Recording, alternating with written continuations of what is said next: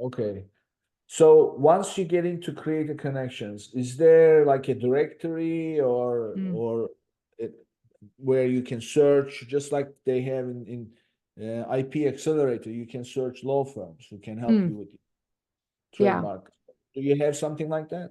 No, you just have to post a campaign and then content creators come to you. I So see. in the campaign, you put together all the things if it's a brand awareness campaign or whatever the case is, if you're offering free samples, what the extra percentage commission that you are giving the creators for sales, like all of that.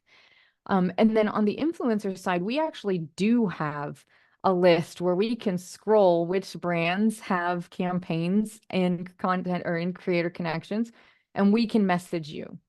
Once an influencer messages you, and some of this I'm iffy on because I don't operate on the seller side very often, but once we message you, you can always message us back through Creator Connection. So once they've joined your campaign, I think you have like at least their name and can see like, oh, they joined the campaign.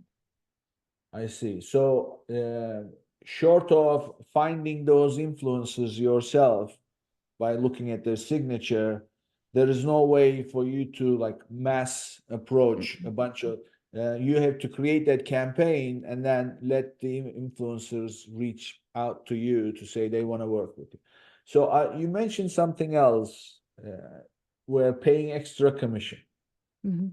So how does that work? Because if Amazon is paying these influencers, Mhm. that's obviously based on some tracking that they build, so they know exactly. But in your case, where you're making the deal directly, so how does that get handled in terms of its mechanics? Yeah. So in Creator Connections, you have to submit the content so that they can connect it to the campaign with your ID. But you have to upload specifically like a link to the video that you created for that campaign. Like that's how they connect on that end. On my end, if I match you with an influencer, I actually do flat fees placements because the tracking is so hard. Um, Amazon just doesn't provide us with on-site links. So like if you're doing one of the brand referral bonus off-site agencies right now, right? You can track all of that because you're using your brand attribution link with specific campaigns that you can track on your own. And then you know how much extra to pay a content creator. On site, we don't have that type. So I just charge basically like a one-time flat fee. It's evergreen content, and you don't have to worry about ongoing fees. So that would be so if sellers are looking to make their own deals with these influencers within the Amazon influencer program, what I'm hearing is cut your deal as a flat fee and then I let would. them go to work. And Yeah. that means that so I want to clarify just a few minutes ago, I heard you say that what if you upload it, who is uploading? You referring to the seller or the Mm. creator? The creator uploads it. Okay, so that means that you approach the creator, say, I can you do a video for me, and then they do it, and then they upload it to the campaign, and that is basically the arrangement in terms of paying them. Okay, so thank you Yep. very much. And then if you make a deal where they do this on regular basis, I guess it's all, but there's no tracking involved. That's what I'm hearing. Okay. No, we do with the agency, we track views. So like at the 3 month mark, we'll send a seller number of views each video got, number of helpful votes or hearts that the video got. And um we are very limited on what we can share per Amazon terms of service, but we're allowed to share sales of your specific product with you. So those are basically like the three pieces of information that we're allowed to share back. What we don't have is like conversion rates or, Yeah, you know, uh, basically anything else that you could desire. Our reporting is still pretty rudimentary. yeah. Yeah, I mean, look, you can only report the available data.